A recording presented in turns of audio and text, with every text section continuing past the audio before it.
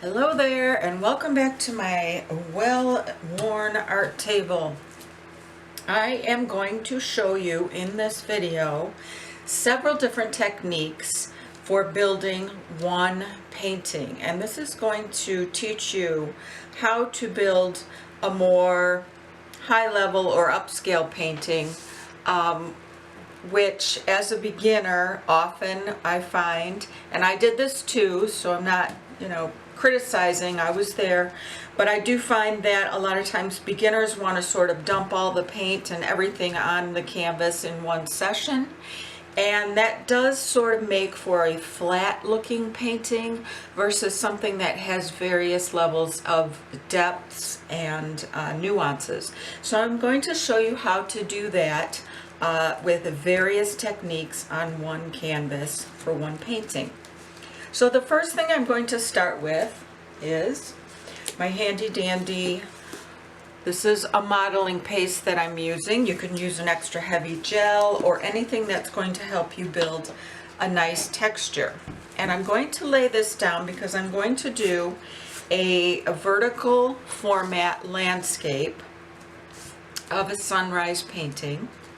And I think I'm going to bring most of my horizon line up here, but this is going to be sort of a water effect down here. And I'm going to put just a little bit of texture in a line where I would like to keep my horizon. I'm not going to make this a heavily textured painting, but I do want just a little bit of a delineation of texture on here for both the horizon and for water.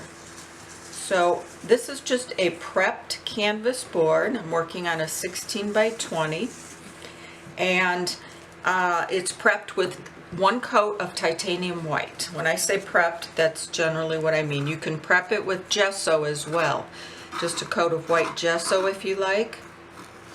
I always like to give my canvas one coat of, at least one coat of titanium white, sometimes two, depending on the scope of the painting. So there's my horizon line, basically straight across. And then I'm going to take a little more on my palette knife, which is actually, this is a cake decorating knife that I purchased.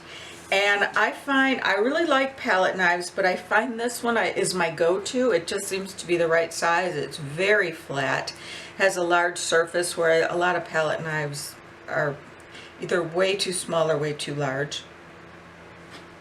So it's kind of just a little aside there, flat.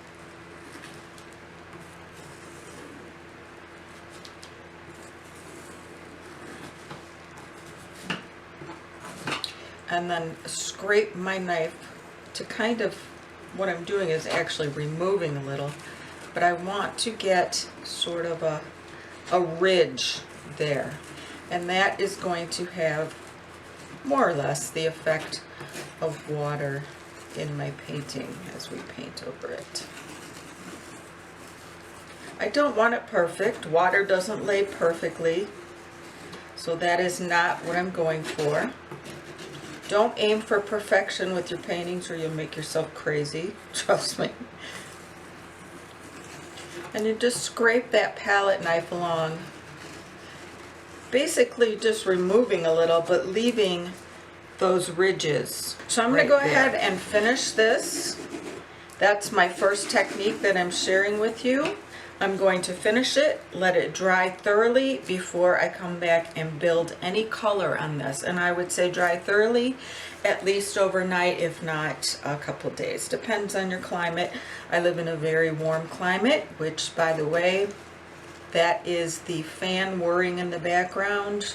Just in case you're wondering what that background noise is, it's summertime as I shoot this.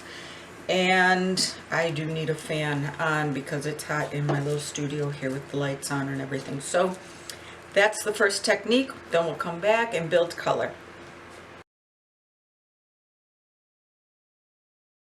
Okay, welcome back. In this session, our texture has fully dried. So we're going to go ahead and put our ground color on.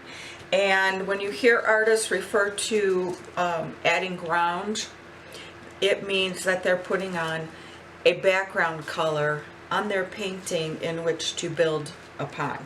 So my background color is going to be sort of a pinkish red, orangey color, and that's what I've got here in my cup. I am using a cadmium red, drop of that, a drop of magenta, a drop of, this is a Naples yellow, and then of course I have my basic white. I'm going to take all of those, add some of my liquid glaze, my glazing medium. This is a satin. Adding that in, fairly decent amount. I'm going to add some water with my mister bottle, and I'm going to mist my canvas lightly. You can use any type of products you want, you can use any brand you want, but these are the type of products that I like to work with. I'm going to mix this up. This is giving me kind of a milky pink, which is going to serve as my background that I'm going to build on. And that's the color we have. Alright, so just applying this. It's a little bit of a baby pink, but it's going to give us a nice background that we can build some more intense and depth of color on.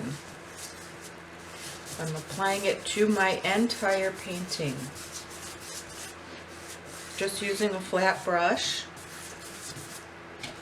that had just a little water on it.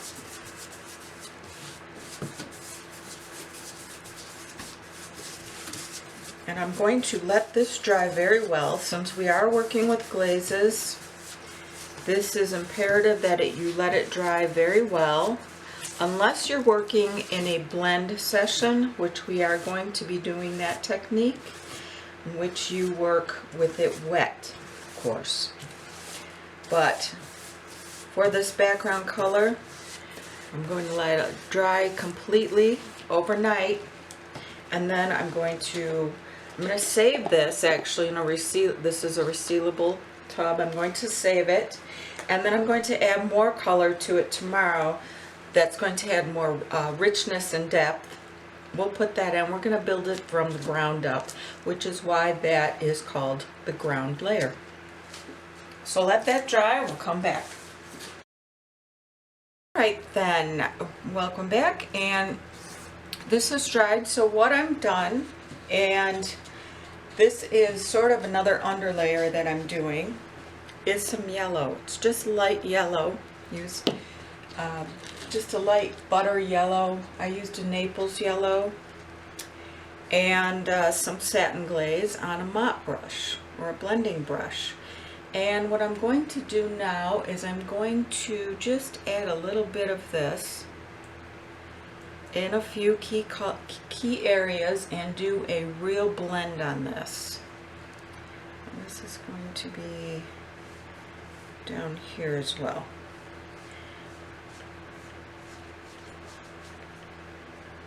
Okay, so because I'm adding this with my brush and it's wet, I'm not going to be able to do a real blend on this. I'm going to have to switch to a different brush. This is a good mop that I use, blender. Dry. Always grab a dry brush when you want to do a blending technique like this, because if the brush is wet, it's just going to move the paint around. So once this brush gets wet, I'll have to grab another blender, which is why a blending technique really does require several brushes. But I really just want a light wash of color here. And so I'm going to go through and blend this in as much as possible. So I just have sort of a light hint of the yellow. I don't want a lot of bright glaring yellow right here. I just want a hint, and it's perfectly fine if it's not even. This is going to be a sunrise photo, and sunrises have all kinds of colors all over. Now again, blending, you got to work quickly. This is an under layer, so it doesn't matter if it's not perfect. It doesn't matter if, you know, it's not exactly right, because we're going to be applying colors over it. So you can add just a little bit of water if you need to reactivate it. I just put a little water on my brush just to reactivate the paint, thin it out a bit. But you don't want a lot of water. Just enough that you can manipulate it. So I'm going to go ahead and finish this, and then we will come back and add yet another layer when this has fully dried. Again, this is a yellow mixed with a little satin glaze and a little water with mop blending brushes. All right, what I'm going to do is show you how to add a small highlight area. I'm just using a little titanium white with a small palette knife, and you'll see how this works as we move forward. But what I'm going to do is just kind of do a little circular pattern here.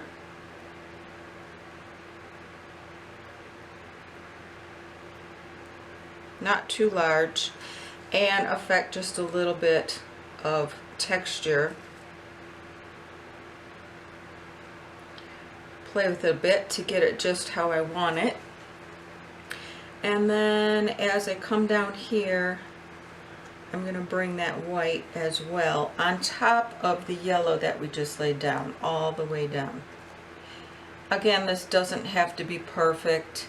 This is just sort of an under highlight that we're building here.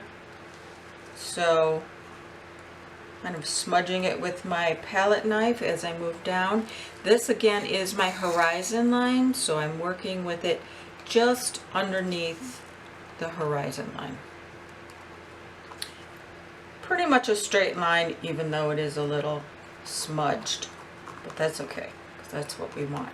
All right, so that is going to dry fully, and then we will come back and add more color.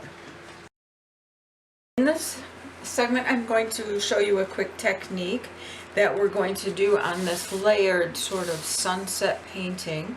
And I just have a flat brush. I have some water on it. This bottom layer has dried really well. Actually, I have let this sit for a few days before I've gotten back to it. So I know it's good and dry. Very light water coating on my painting. I could also miss this because I do know it's dry. But I'm covering it with a flat brush of water. And then what I'm going to do is just put on some paint right from the tube. I'm going to create a couple of different colors here. I've got a gold, and then this is called medium magenta, and it's a pinkish purple color, as you can see. And I'm just working this back and forth. Some yellow gold on this side.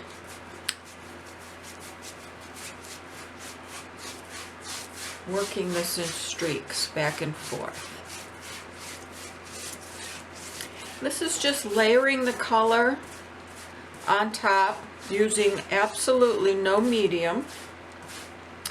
And by using the flat color on the one side and then the gold on the other side and sort of streaking it through, you can create that sort of sunset glistening effect where the color is sort of streaking through on this side.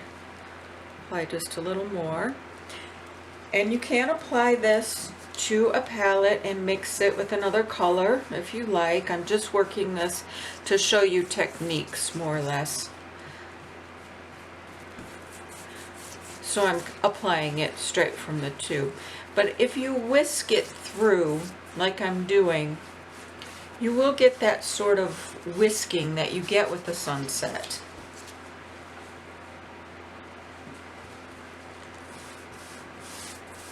A little more water on my brush, and I'm going to bring it down here for a different technique. So I'm not whisking this all the way across necessarily. I'm part way over my background highlight that we applied. A little bit of it goes across here, but part of it just goes partially across. And then the flat color, the pink, came this way. All right? So that is how you can get a sunset, sunrise, any kind of sun color. Because of course, as you notice, the sun does not, you know, one full color. When we were in second grade, we painted the sky blue, the grass green. But if you really look outside, it's not really like that. The sky has many different colors in it, and so does the land or water. So for this next technique, I'm going to work with a different tool. And then I'm going to apply my paint. I'm using a sort of orangey red. This is a cadmium light red. Right to the palette. Add a little bit of titanium white here in the center. Very little. Probably going to bring in a little bit of the gold right there. And whir that around.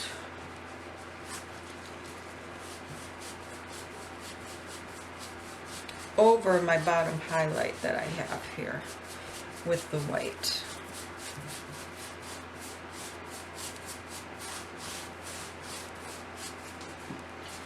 I'm streaking this back and forth, up and down. I have my texture ridges in here that we created. For this bottom highlight, it's just a little white titanium, moving it through this way.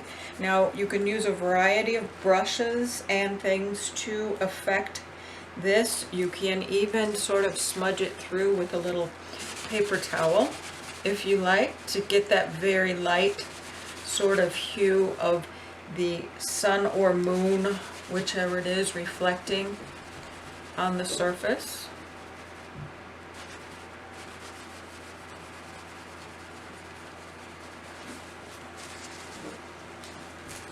So working that out, I'm going to thin this out down here.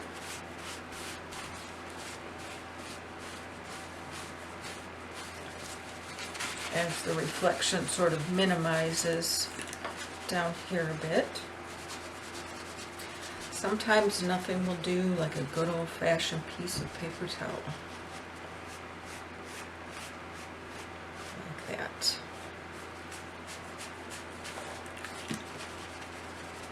Okay, so that's essentially how you get that, working on that.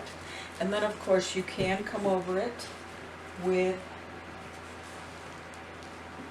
your paint, applying various colors.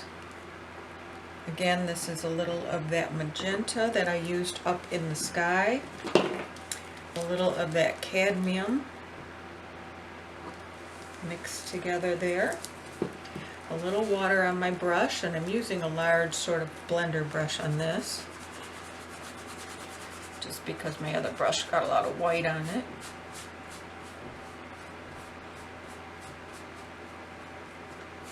Bringing that in like that. Okay. And this is such a nice brush to work with. I really like it. It's a little more of a fluffy flat brush.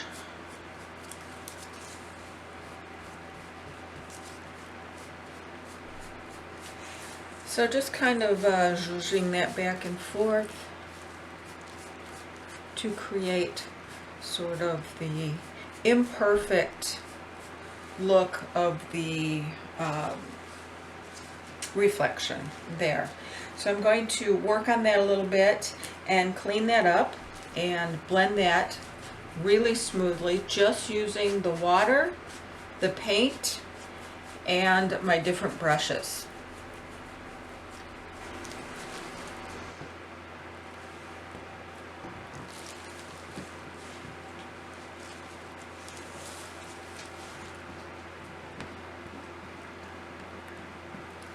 Okay, so for this section, you can see that I have applied some metallic gold over, and this is my horizon texture line. I have my catalyst tool, and I'll be working that over that area. So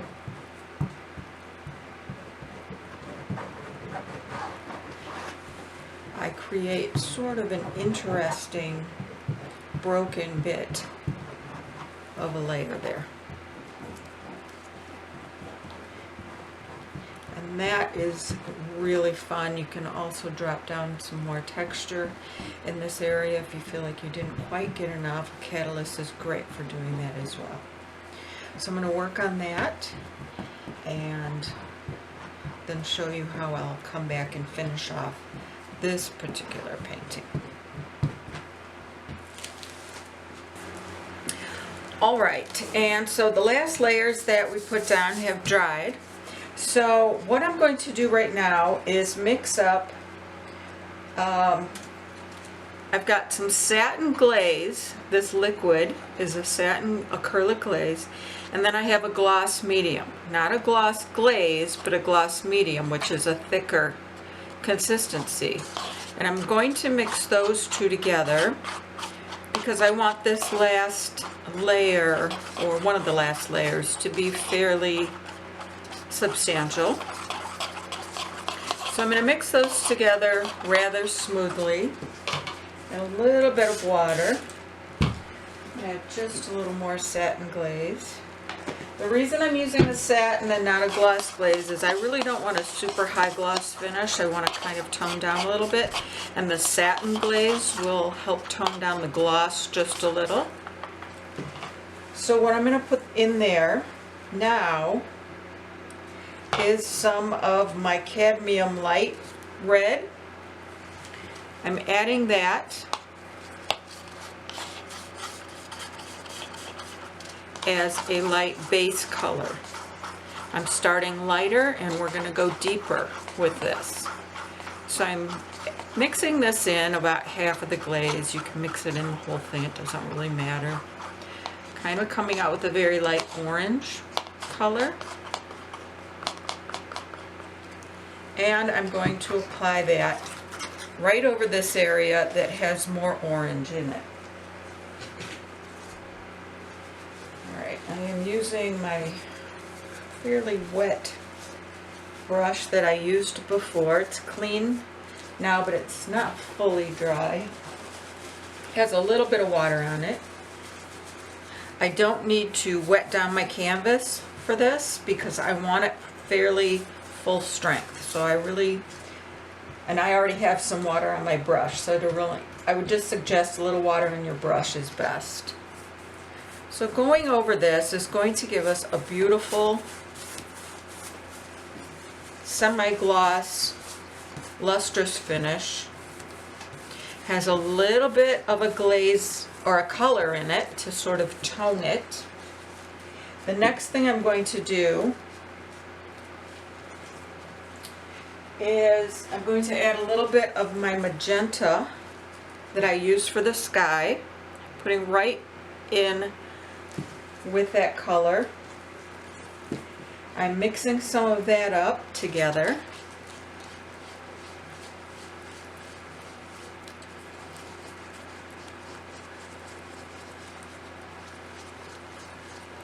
There's a little bit of the red that didn't get fully incorporated, so you can see that's giving me a really pretty, nice color. It's sort of a mauve. I'm going over the top of my painting with this pink because this is where the pinks are predominantly in my painting. Going over some of that gold, toning it just a little bit and bringing it down. You can bring some down here where your pinks are in your painting, since this painting has many striations of color. Any areas that have a lot of pink, you can go ahead and apply that. Alright, so now what I'm doing is I'm putting in a drop of the cadmium medium red hue. Just a little bit of water. I'm going to mix that in now. So what we're doing is we're developing some unique colors because we're mixing and blending. A little of my glaze incorporated to kind of mellow that out. We don't really want a lot of color here. We want more of a toning glazing effect. So that gives me a very pretty coral red. And I'm going to apply that, of course, over my coral red area to tone and blend and develop a beautiful lustrous finish. So this is a technique that you can use to finish off your paintings, but it's also a good technique if you have color laid down that's a little too harsh, or it just isn't quite looking as blended or soft as you like, and you didn't do it the first layer, now it's dried. You can lay down a coat of some color gloss like this over the top. Now you can blend a few different times, add a few different layers once it's dried if you need to build up that color. But what this is going to do is it's not only going to give you a beautiful, beautiful final finish, but it's going to help blend any rough edges, rough colors, subdue any colors that you want to subdue. And then what I'm going to do is add, this is a red oxide that I've put in here. It's kind of a brownish clay red. Got a little more of my glaze on the side there. I'm going to mix that all up with my brush. I don't want a lot of this. I'm bringing this in at the very end, working from the lighter colors to the depth of colors in my painting and in my palette. And I'm bringing that down here toward the bottom where I applied that darker red before. And I'm applying that with the same type of stroke and technique, just to build a little more depth of color down here, kind of blend where those dark patches were.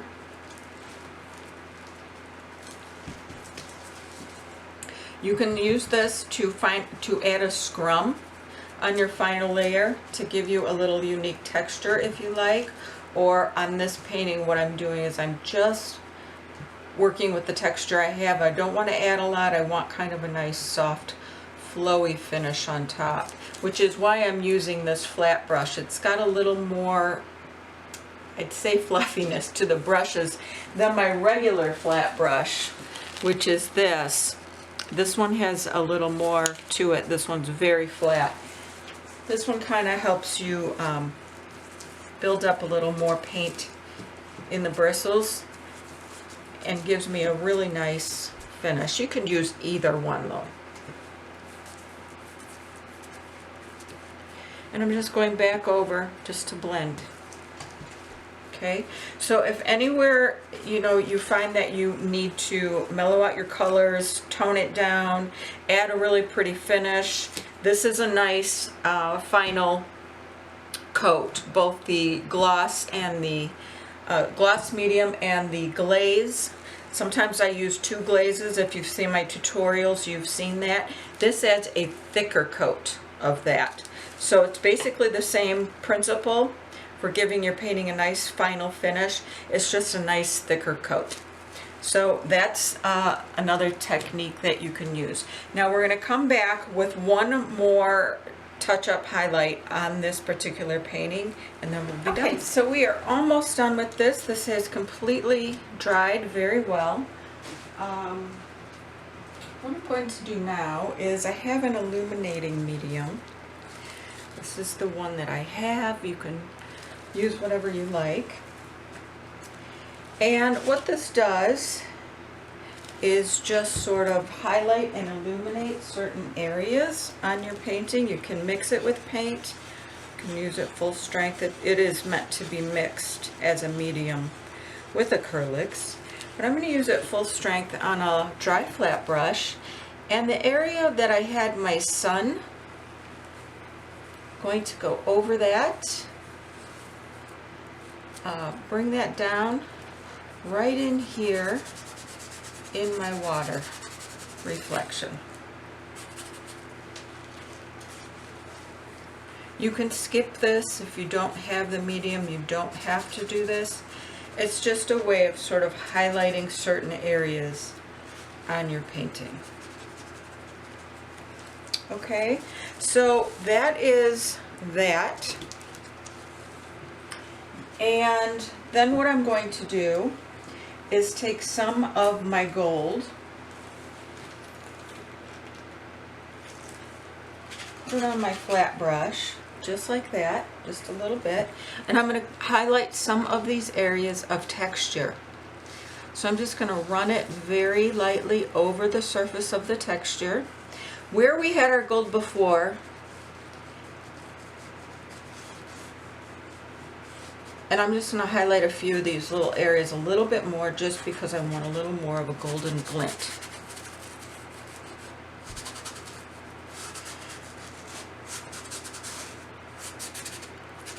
And that is essentially going to be it. So that's the end of BALI Sun. I'm going to put a nice glaze finish on, or actually I already did put a glaze finish on it. So we are good to go. This is a 16 by 20 art board, canvas board, and this is best framed. So I'll post some final shots of this painting, and hopefully you enjoyed it and learned something. And I really appreciate you watching this tutorial and any of my tutorials. Please like them and subscribe, and please do comment, because I like to know what you want to see, what you like, you know, those sorts of things. So thanks again for watching.